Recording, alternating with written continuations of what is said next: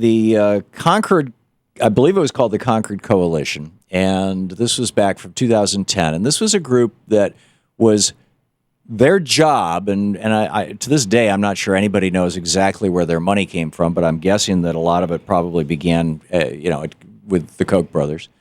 But their job was to get Tea Partiers inside the Republican Party to take over the Republican Party. So let me just play a couple of clips from these videos that they sent out. They sent out thousands of these DVDs to people in 2009 and 2010 to get them involved. Here's one.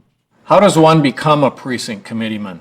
Bottom line, every state has different rules and procedures for becoming a precinct committeeman with full voting rights within the parties. And each party within each state may have different rules. In Arizona, for example, you must be elected to the office of precinct committeeman.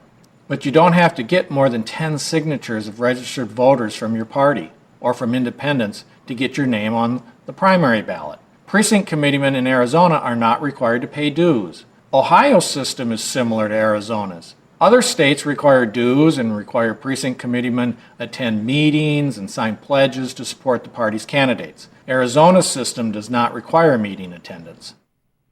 So that's, one thing about how, what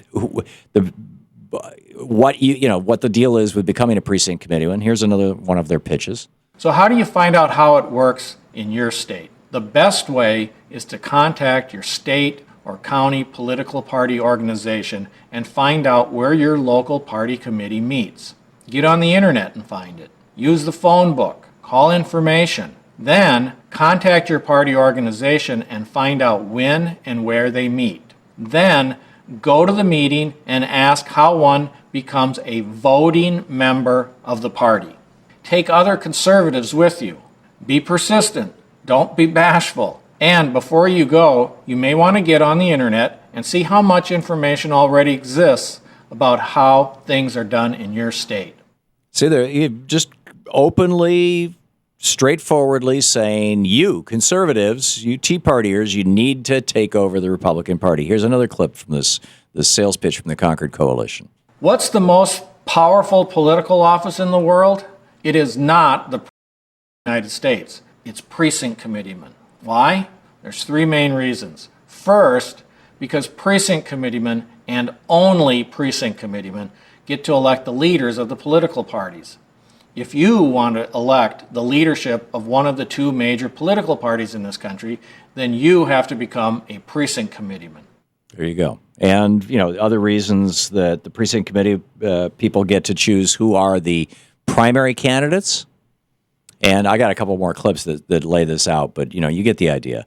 The precinct committee people get to decide who are the primary candidates. And so if you put 4 Tea Partiers up for the primary, guess what? A Tea Party is going to be the person who goes into the general election, number one. And number two, the precinct committee people get to write the party's position papers. They write the party platform.